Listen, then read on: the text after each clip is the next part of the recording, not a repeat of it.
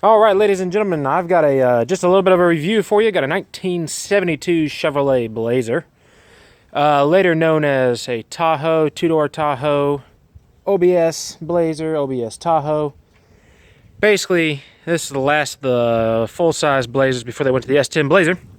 So, this truck, you'll notice it has an interesting paint job. I'm just going to tell you about it. So, these trucks, the steel was galvanized from 88 to 98, and what that did was it helped prevent rust. Now, most of these trucks are the age they started getting rust anyways. Galvanized steel will still rust, but it's more resistant to it. But what you get is the paint doesn't adhere to it quite as well, so the paint peeling, and then what's actually more common is just chunks of the actual paint will start to fall off and you'll see bare metal. That's common with these trucks. This thing is sitting on 35-inch tires, 15-inch wheels. I could tell you, I mean, there's parts of this truck that's in good condition, parts of it that's not. Just had new true dual exhaust put onto it, so you'll see up there. Oh, here, let me get around there. You'll see you got two mufflers right back in there, so it's true dual exhaust. And it does have the 350 small block 5.7 TBI for those of you who really know what you're talking about. TBI was for the trucks. Wasn't the too important injection like they had on the cars. It's kind of like a, you know, it stands for throttle body injection. It's kind of like a carburetor with two fuel injectors.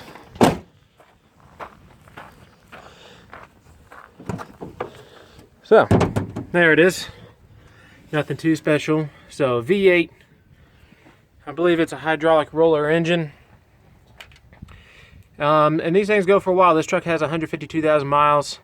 This system wasn't that good. Didn't make much power. These engines make like 190, 200 horsepower, depending on the year you get it. In 96, I believe they still made the two-door Tahoes, but they became very rare. Most of them were four-door by then. They switched over to the 5.7 Vortec, which made like 50 more horsepower than these. The Vortecs were rated for 255 from the factory. This has the 700 R4 transmission. So you'll see part of what controls the line pressure for the transmission is right there. That cable works off the throttle, and that goes down to the transmission to control the line pressure. And then you have, they call it the TV cable. And then you have the throttle cable, which goes up in here, controlled by the foot pedal. And you also have the extra cable for the cruise control module, which is sitting right there. So that's what your three cables are right there. Pretty simple. Vacuum brakes. Cold air intake. A lot of people, they swap the intakes out here and they just have something sitting out here in the open in the engine bay. That's worse than this stock setup.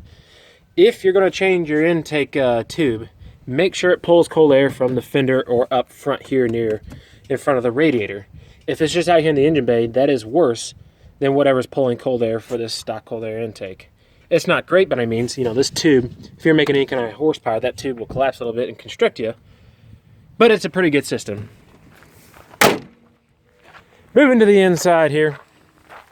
So the reason why most of them went to four-door is pretty obvious. You wouldn't have to move your seat up to get to the rear seat. You can see that seat back there is a little bit different from these front seats. That's because this Show Trucks USA conversion was not very good. Centurion made good conversions. Show Trucks was, it looked cool, but was actually trash. So, here, you guys want to hear what this thing sounds like anyways. So yeah, pretty reliable. These engines, depending on how well you take care of them, they should get you to 250, 300,000 miles. If you romp around on them, I mean, 152,000 miles is a lot for them. Transmission temp gauge was installed just for fun, because if you start messing around with camshafts and whatnot, the 700R4, you want to make sure it's shifting right whenever you do modifications to the engine. But that's the benefit of having a mechanical transmission.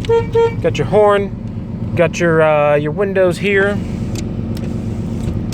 all pretty nice, and that exhaust sounds pretty good. We'll wait till the engine warms up a little bit, but we'll give it some ramrodding. So this seat was out of another Chevy truck, and that's what's nice about these trucks is it's really easy to swap seats in and out, and these foam seats with the cloth were in much better condition. Door panels have been fixed up, so you can see overall the inside of this truck was very well taken care of. The outside, the paint just didn't last. It was scraped up. They probably took it through the bushes and whatnot.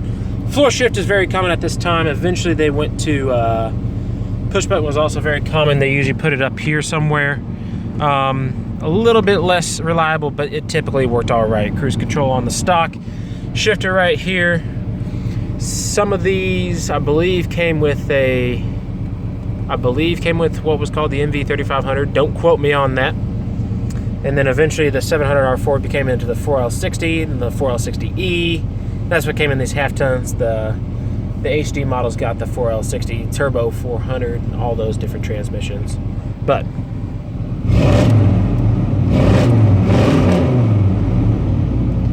so, sounds pretty good. That's a 1972 Chevrolet Blazer.